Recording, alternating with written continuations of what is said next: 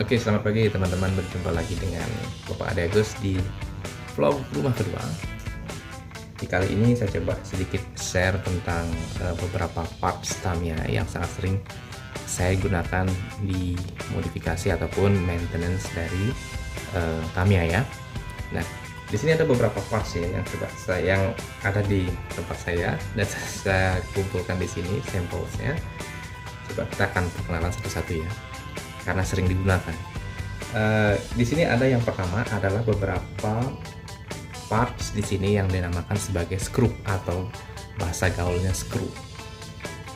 Yang pertama yang sering saya gunakan untuk tiang, coba saya zoom sedikit. Ini namanya screw koma socket atau socket screw ya. Jadi untuk drivernya ini menggunakan L biasanya untuk membukanya atau mengencangkan. Ini namanya screw koma socket ya, atau socket screw. Kemudian di sini ada juga yang tipikalnya masih di kepalanya berbeda. Ini flat ya, flat. Ini namanya flat head screw. Tetap dia screw juga, tapi dia kepalanya ini head. Oke, jadi kalau kita menggunakan menempelkan di bagian bawah unit Tamiya, jadi kita nggak perlu banyak untuk membuat countersangnya. Jadi sudah flat dia kepalanya screw ini. Oke, yang ketiga ada namanya screw, masih screw. Di sini tipikalnya round head, jadi kepalanya ini bulat dia. Tetap dia menggunakan obeng kembang untuk membuka atau mengencangkan, tapi di sini tipe kepalanya ini adalah bulat. Kita sebutnya round head biasanya untuk screw ini. Kemudian screw yang terakhir yang saya punya di sini adalah ini screw dengan shoulder ya, atau bahu atau pundak ya namanya. Jadi ada space di situ sebelum dia ada threaded-nya atau geripinya. Kita sebut sebagai space itu sebagai shoulder atau pundak ya, kalau saya nggak salah ya. Jadi biasanya screw ini kita gunakan untuk memasang roller. Biasanya roller yang bawaan dari Tamiya itu, yang plastik itu kita gunakan screw tadi. Oke, itu tadi untuk screw. Ada beberapa jenis ya berdasarkan kepalanya. Kemudian yang sangat sering kita gunakan lagi adalah ini. Benda kecil ini namanya mur kalau bahasa kita ya, bahasa ibu kita mur, atau bahasa gaulnya screw. Sorry kok screw, nut ya, nut ini namanya nut. Jadi hexagonal nut ya, jadi sangat sering kita gunakan. Kemudian nut yang lain tipikalnya yang juga sering kita gunakan tapi untuk keperluan tertentu, itu namanya lock nut atau nut yang bisa mengunci ya. Jadi ujung ini ada sedikit space, dia biasanya digunakan untuk mengunci. Implementasi lock nut ini biasanya pada misalnya ada permukaan yang menggantung perlu dikunci, jadi menggunakan lock nut ini biar tidak bergeser ya nanti setelah dia mengunci gitu ya, lock nut. Oke, itu baru dua part. Saya nggak tahu apalagi ada jenis nut yang lain yang sering digunakan, tapi yang at least dua itu yang sering digunakan. Oke, ini part yang ketiga, temannya si nut screw biasanya itu namanya washer. Ini saya punya satu yang diameternya standar ya, washer ini. Washer biasanya digunakan untuk membatasi permukaan ataupun kepalanya screw bersentuhan dengan kepalanya bidang yang akan dijepitnya, sehingga tidak menimbulkan gesekan pada bidang tersebut karena sama-sama metal dia ya. Untuk yang lebih kecil ada juga ini screw juga, washer juga, tapi lebih kecil diameternya. Nah, tipik jenis yang lain dari washer ini lagi satu, ada yang begini, yang dia terputus, kita sering sebut sebagai spring koma washer ya, atau washer spring. Jadi dia bisa merenggang, bisa juga mengencang ya, gitu. Spring washer ya. Washer yang ketiga itu ada nama, saya nggak tahu nih namanya apa ya, tapi dia digunakan biasanya pada saat kita pemasangan bearing biasanya dia. Mungkin bearing koma washer mungkin ya, tapi saya nggak tahu juga. Tapi ini jelas digunakan untuk memberikan ruang agar bearing tidak rusak ketika dia dijepit dengan shaft ataupun skrunya seperti itu. Oke, itu yang kedua, part kedua yang sangat sering kita gunakan dan termasuk fast moving kalau dari sisi lain. Jadi barang-barang yang sangat part yang sangat sering untuk hilang, rusak, itu dia termasuk fast moving ya kalau di supply chain management seperti itu. Oke, itu dua part. Kemudian part lain yang sangat sering juga digunakan adalah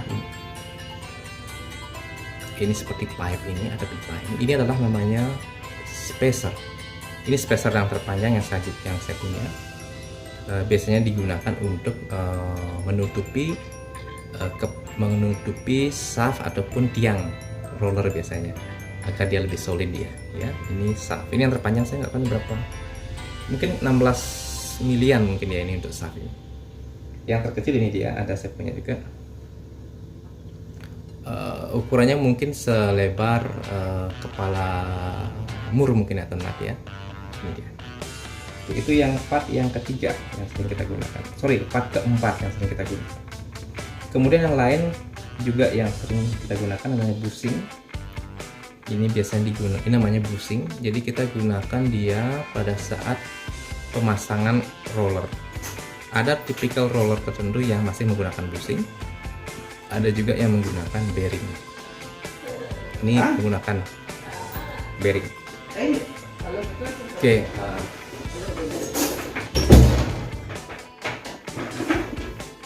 Bushing apa? Itu tadi tentang bushing ya. Sorry, ada sedikit background. Jadi untuk part lain yang kita juga gunakan masih sebagai terkait dengan bushing ya. Ini bushing lebih kecil ya. Ini biasanya satu paket dengan plastik bushing ini yang kita gunakan biasanya untuk membatasi bidangnya si shaft dengan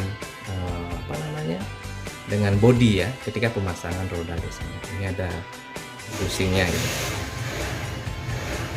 Kemudian part lainnya yang kita sering gunakan juga. Nah, ini sedikit part-part advance ya, yang sebagai bagian dari improvement biasanya untuk dari bawaan standar. Nah, itu kita menggunakan bearing.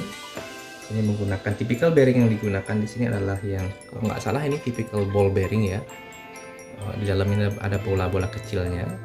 Nah, ini digunakan untuk seri ini kalau tidak salah ini adalah 6220 ya. Untuk nanti koreksi ya kalau salah ya. Ini digunakan bearing diameter ini untuk di bagian shaftnya roda. Ini dia, besar dia. Oke. Ini ya. Ada lagi satu bearing yang saya punya di sini. Ini mungkin 6210 lupa ya nih. Kalau saya kurang ingat tepatnya ID-nya. Ini digunakan juga kalau ini bearing ini digunakan untuk di permukaan di bidang part roller biasanya. Jadi permukaan. Jadi lebih smooth dia ketika roller itu nanti bersentuhan dengan shaftnya ataupun dengan tiangnya. Oke, itu part kelima. Part ke-6 ya, 1, 2, 3, 4, 6. Oke. Part lain yang juga yang sering terkadang kita gunakan adalah spring atau per. Nah, di sini ada 3 jenis per. Saya ambil yang paling simpel dulu yang hitam. Warna itu menunjukkan tingkat lenturnya, flexibility-nya. Ini yang warna hitam. Per ini biasanya digunakan di di sliding, implementasi sliding damper yang bisa bergerak kiri kanan itu, atau juga di bagian suspensi kalau teman-teman bermain di STO dan membuat sebuah fleksibel mekanisme di body, kita menggunakan juga di situ spare itu. Ini ada warna agak kuning, lebih kuat ketimbang yang tadi, lebih solid ya ketimbang yang warna hitam. Dan yang paling keras ini ada yang warna ini, yang warna metalik nih. Biasanya digunakan di mekanisme sliding, di sliding damper. Dan yang dua tadi itu warna kuning sama warna hitam itu digunakan untuk flexible body biasanya. Oke.